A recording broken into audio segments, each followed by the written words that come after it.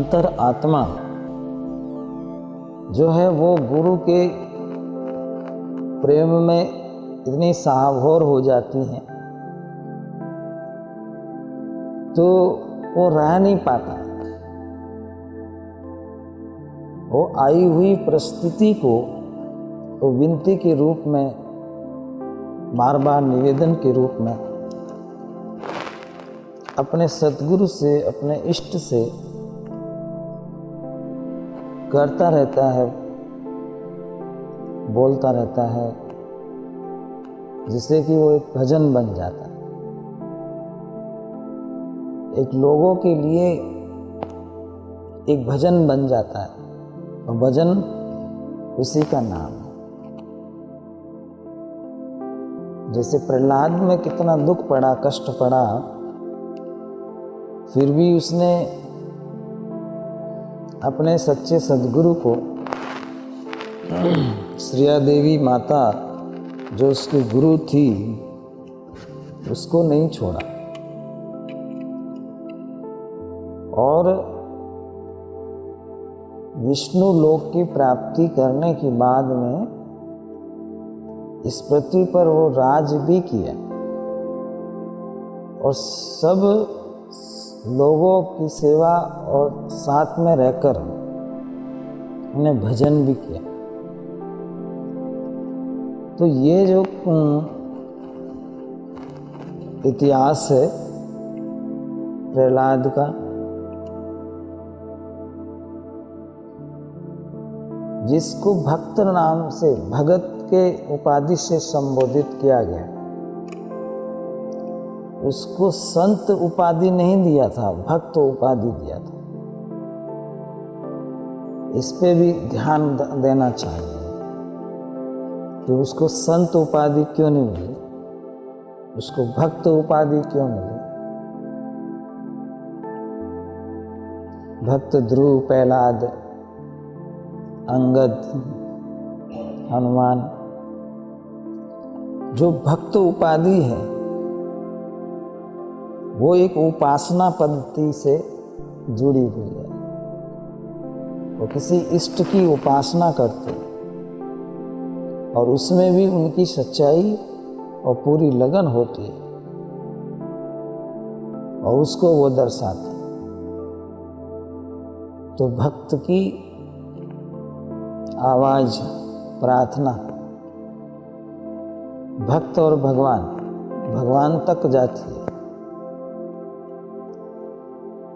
अपने इष्ट तक जाती है। कई ऐसे कार्य भी होते हैं जो कार्य भक्त की आवाज सुन करके भक्त के अनुकूल कर दिए जाते हैं। ऐसी भी कई बार घटना हुई। जैसा ध्रुव चाहता था, प्रहलाद चाहते थे, अन्य भक्त जैसे चाहते थे अपने इष्ट से, वैसे ही कार्य हुआ। कब हुआ? जब वो भक्त हुआ। अगर भक्त विभक्त हो जाता तो नहीं होता। तो यहाँ प्रार्थना, विनती एक धार बनाती है, एक आवाज उठाती है, जो आवाज उसके इष्ट तक जाती है और इष्ट को कुछ मजबूर करने के लिए काम करती है। जैसे हठीला भक्त को दर्शन की आवश्यकता होती है तो उसको दर्शन भी होता है, पर वो परिणाम सहज नहीं है क्योंकि वो हट का परिणाम है। पर हट भले ही किसी भक्त का हो, किसी पतिव्रता सती माता का हो, वो हट होता है। परंतु जो उपासक है, यानी जो इष्ट है, भक्त का जो भगवान है उसके अनुरूप, भक्त के अनुरूप उसका रिजल्ट कर देते हैं। यह पर्चा हो जाता है, इसी को पर्चा बोलते हैं। पर ये जिस भक्त में अहंकार नहीं है, जिस भक्त में विनम्रता है, उसके लिए है। भक्ति का जिसको अहंकार नहीं है, सेवा का जिसको अहंकार नहीं है, अपने अच्छे सत्कर्मों का जिसको अहंकार नहीं है, उनके लिए उनके इष्ट उसके अनुकूल निर्णय कर देते हैं। तो ये बहुत सारी भारत में ऐसी कई बार घटनाक्रम हुए हैं, घटनाएं हुई है, जिसमें कि होना क्या था और हो गया क्या। तो ये जो आप सुन रहे हैं हमारे भारत के भक्तों की बातें, इसमें पुरुष महिला का भेद नहीं। जिनके हृदय में सच्ची श्रद्धा और सच्ची लगन, उनके लिए बाई मीरा ने सतगुरु मिलिया हरसि गुण गावना। तो कबीर साहब की रत्ना सतगुरु के विरह में प्रार्थनाएं लिखी और सतगुरु को प्रकट करके अपने घर में बुला करके और सत्संग प्रवचन सुन करके अपना जीवन सफल किया। मंडोदरी और सतयुग में गोपी ग्वालिनी, त्रेता में मंडोदरी, अन्य रानियाँ भी हुई। जो श्रेष्ठ हुई उनका इतिहास में जिक्र नाम है, और भी हुई। तो वहाँ स्त्री पुरुष का भेद नहीं है, उसका मूल्य नहीं है। मूल्य है प्रार्थना का, वास्तविकता का। तो कई बार जो साधक है बड़ी से बड़ी गलती कर लेते हैं भूल से। उस गलती को वो स्वयं सुधार नहीं पाते। इतनी बड़ी गलती हो जाती है कि उसको स्वयं सुधार नहीं पाते हैं, अपने आप को असक्षम महसूस करते हैं। उस समय भी पुकारते हैं, अवगुण मेरे बाप जी बख्शो गरीब निवास। जो मैं पुत्र का पुत्र हूँ और तुम ही पिता को लाज। अवगुण मेरे बाप जी बख्शो गरीब निवास। गरीबों के परमात्मा सतगुरु, मुझसे जो गलती हुई है, जो भूल हुई है, उसका मैं सुधार नहीं कर पा रहा हूँ, इसलिए अवगुण मेरे बाप जी बख्शो गरीब निवास। हे गरीब निवास, मुझे बख्श दो, क्षमा कर दो। जो मैं पुत्र का पुत्र हूँ और तुम ही पिता को लाज। अगर मैं आपका कुपुत्र पुत्र हूँ तो फिर आप ही मेरे पिता हो और मेरी लाज आपको ही है। तो इस भजन साखी में विनती कह दो, प्रार्थना कह दो, अर्ज कह दो, इसमें है जो धर्मदास जी ने की। मुझ में अवगुण तुझ गुण। मैं अवगुणों से भरा हुआ हूँ, आप गुणों के सागर। मुझ में अवगुण तुझ गुण, तुझ गुण अवगुण मुझ। जो मैं बिसरूं तुझको तो तुम मत बिसरो मुझ। अर्थात इस साखी में कहा गया दोहा में, मुझ में तो बहुत सारी कमियां हैं, बहुत सारे अवगुण हैं, भूल हैं, तो मुझ में अवगुण तुझ गुण, और आपके अंदर तो बहुत गुण है। तुझ गुण अवगुण मुझ। फिर दोबारा कहते हैं कि आप तो गुणों के ही सागर हो और मेरे में ही भूल है, अवगुण है। जो नहीं बिसरूं तुझको, जब तक मैं आपको भूलूं नहीं, आपको बिसरूं नहीं, तब तक आप भी मुझे मत बिसरो। तो एक दोहे में किस तरह से एक सेवक की भावना बताई गई है। इस सेवक की, शिष्य की भावना है जो अपने इष्ट के प्रति निरअभिमान और निरअहंकार होकर की गई प्रार्थना है। सभी बल होते हुए बल का प्रयोग नहीं है। शाही तेरे बहुत गुण, शाह की दुआ है, शाही तेरे बहुत गुण, अवगुण एको नाही।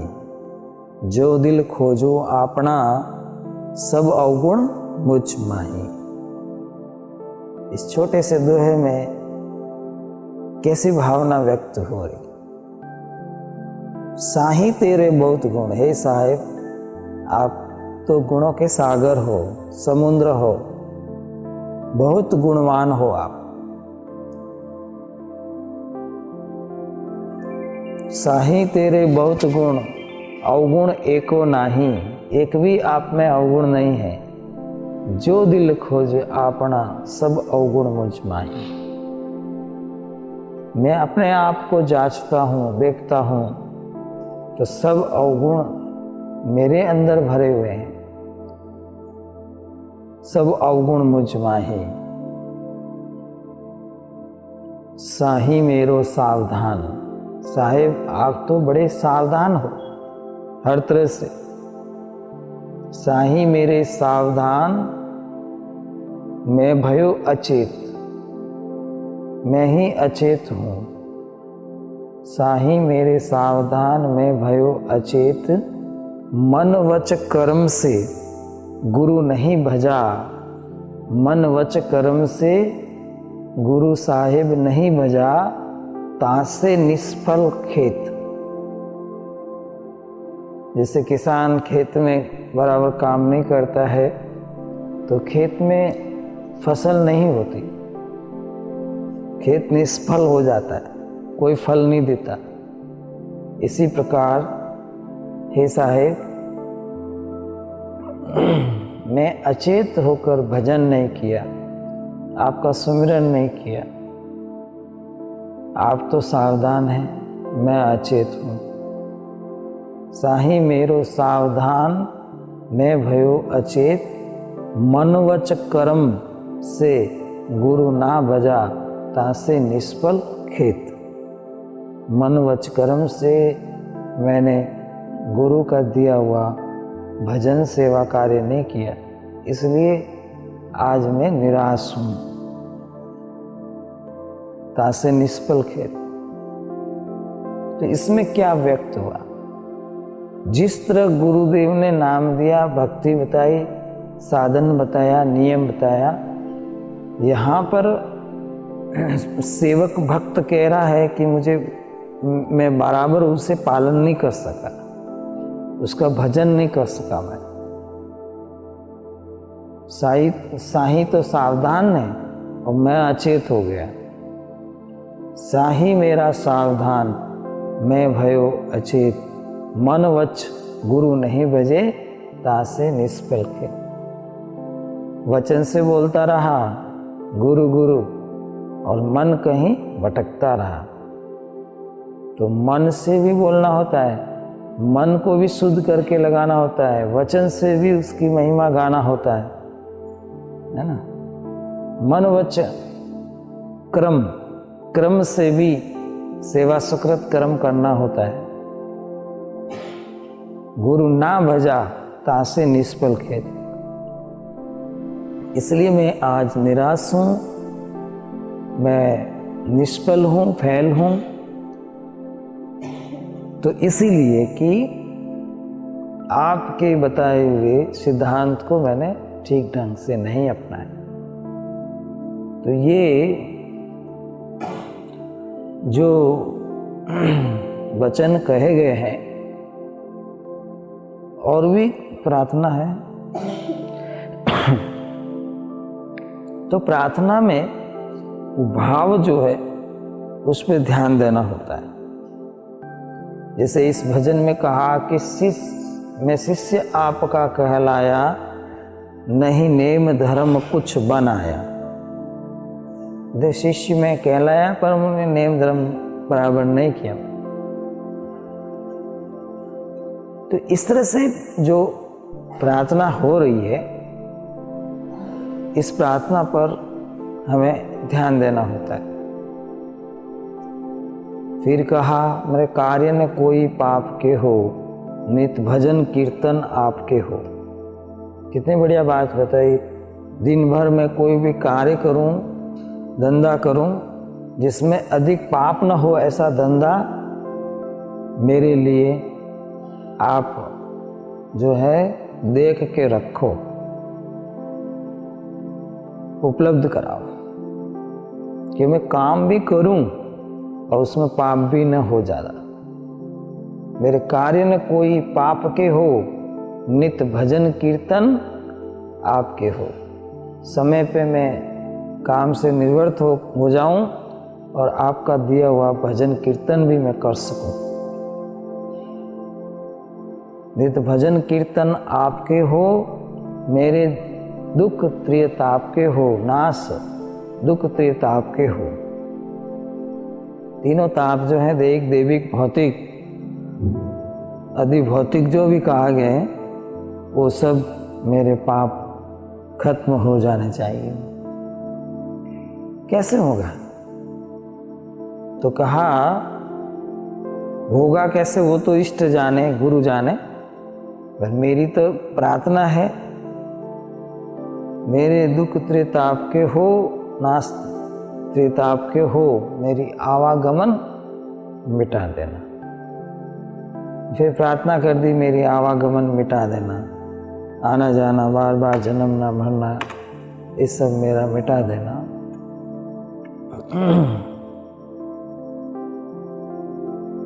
तो एक गहराई में प्रार्थना जो है किसी घटना को दर्शा रही है। मीराबाई को जब जहर दिया गया तो वो श्री कृष्ण से प्रार्थना कर रही थी। तो वो एक घटनाक्रम का दर्शन है। तो प्रार्थना जो है, इतनी देर मैंने आपको समझाई कि किसी घटना से जुड़ी हुई होती है। और वैसी आपके जीवन में घटित नहीं होगी जब तक आप उसके मतलब तात्पर्य को नहीं समझ पाएंगे। जिसे कहते हैं ना कि वक्त बड़ा गुरु होता है। कोई वक्त आपको समझा देता है ना। तो वो जो वक्त का जो गुरु है, वक्त रूपी जो समय रूपी गुरु है, वो आपको बहुत कुछ ज्ञान देता है। अगर आप सीखना चाहते हो तो